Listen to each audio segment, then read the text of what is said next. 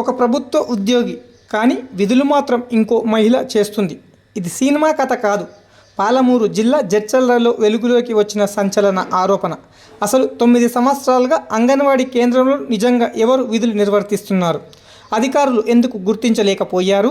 ఇప్పుడు పూర్తి వివరాలు చూద్దాం.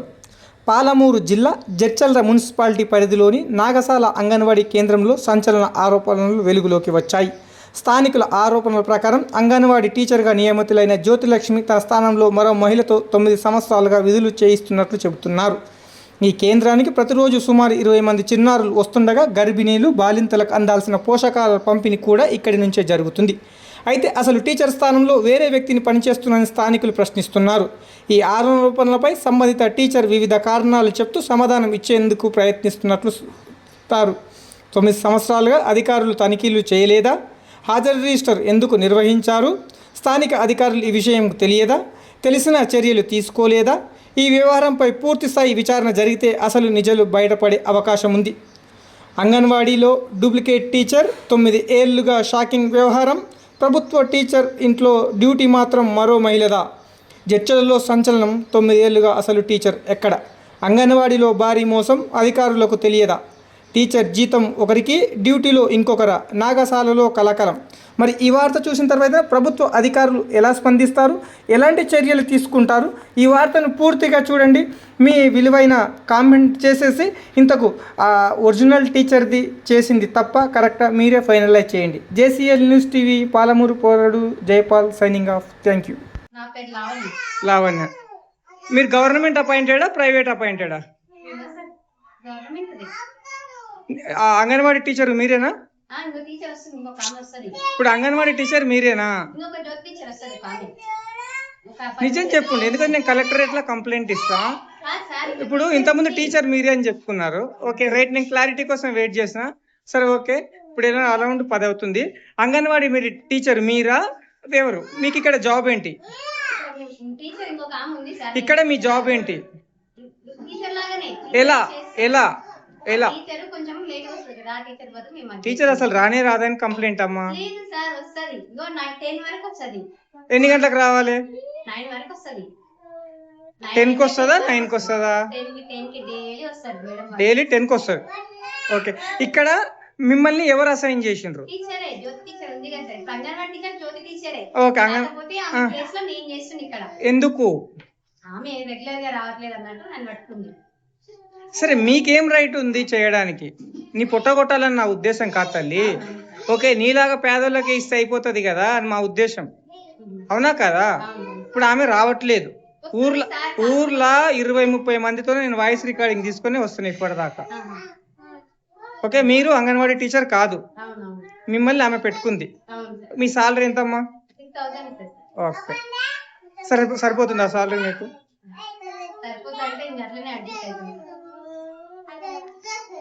సరే, ఇదైతే కరెక్ట్ కాదు కదా.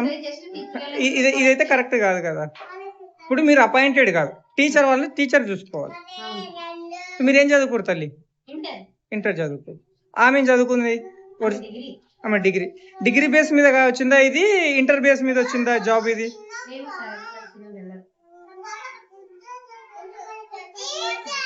మీరు ఎన్ని ఏళ్ళకి చేస్తారు తల్లి? నువ్వే చేస్తున్నావు 9 ఇయర్స్ నుంచి. ఇప్పుడు ఆమెకి ఎవరు రైట్స్ ఇచ్చారు మిమ్మల్ని పెట్టుకోవడానికి?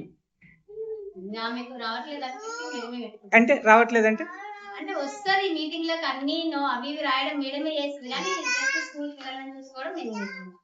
సరే, ఇప్పుడు ఒక attender duty teacher duty attender చేస్తారా? సరే, నీకు కూలి వెళ్తుంది తల్లి, నేను నిన్నేమన్నాను. కాకపోతే ఇది తప్ప కాదా? పిల్లలకైతే నేనైతే చేసాను కదా, టీచర్ లేకపోయినా టీచర్ ప్లేస్ అయితే పెడుతుంది కదా. సరే అమ్మా, ఈ ఊరు సర్పంచ్ పదవి నాకు కావాలంటే ఇస్తారా? మన ఇద్దరం ఫ్రెండ్షిప్ గా ఒక అక్కకు ఒక తమ్ముడు మాట్లాడుతున్నాను అనుకో. రైట్ అమ్మా, మీరు డ్యూటీ చేస్తలేరని కంప్లైంట్.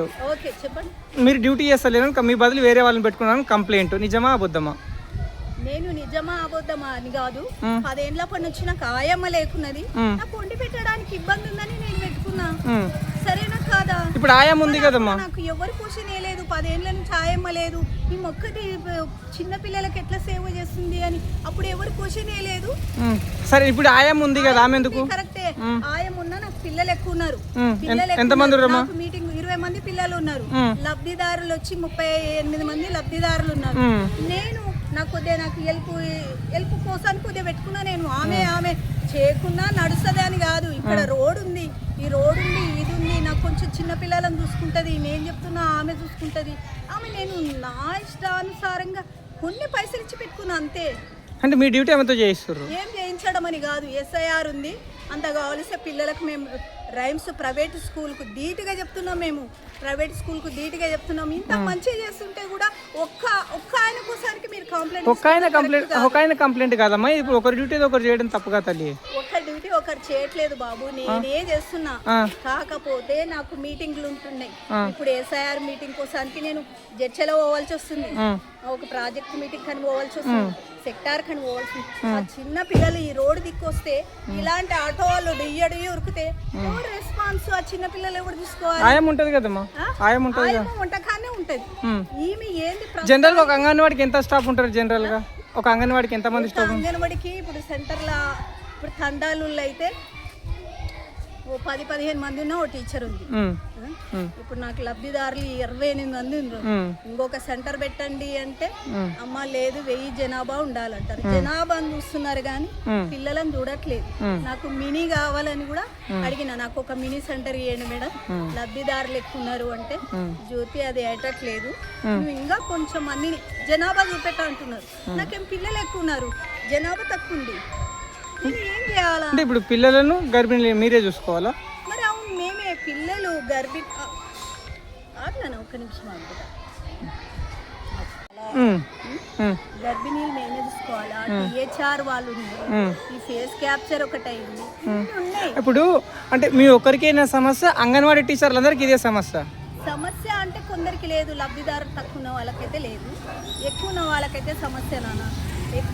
ఎక్కువ తక్కువ విడిచిపెట్టమ్మా. ఇప్పుడు గవర్నమెంట్ అనే సిస్టమ్ తీసుకొచ్చినప్పుడు అందరికి ఒకటే సిస్టమ్ చేస్తుంది కదా, అవునా కదా? ఇప్పుడు నాకు ఇష్టంపల్లిలో సేమ్ ఉంటారు, సర్లాబాద్లో సేమ్ ఉంటారు. ఉన్నప్పుడు తెలుసా అంగన్వాడి వాళ్ళకి ఎస్ఐఆర్ ఆమెనే చేసిందండి, ఊరోళ్ళు ఆమె చేసిందని చెప్తారు. ఎస్ఐఆర్ మీరు చేసినట్లయితే ఎవరేం చెప్పట్లేదు, ఆమెనే చేసిందని చెప్తారు ఊరోళ్ళు. నాకు తెలియదు మరి, ఇంకో ఊరోళ్ళు ఫోటోలు కూడా పంపిస్తామంటున్నారు ఆమెనే ఎస్ఐఆర్ చేసినట్లు. ఈమె వస్తుందా ఆమె వస్తుందా? డ్యూటీకి ఆమెనే వస్తుంది కదా, వాళ్ళు చేస్తున్నారు. మేడం ఎస్ఐఆర్ ఫామ్ నుంచి వెళ్ళిపోతుంది. అంటే ఎన్ని రోజులకి వెళ్ళి ఆ మేడం చేస్తుంది డ్యూటీ? నేను మధ్యలో వచ్చి మధ్యాహ్నం వరకు ఉండిపోతున్నా కదా. నేను ఫామ్ తీసుకొని నేను తిరగాలని ఉందారా నాయన? ఎవరితో ఫామ్ ఫిల్అప్ చేసిన ఆఫీస్ లో ఫామ్ ఫిల్అప్ నేనేమంటే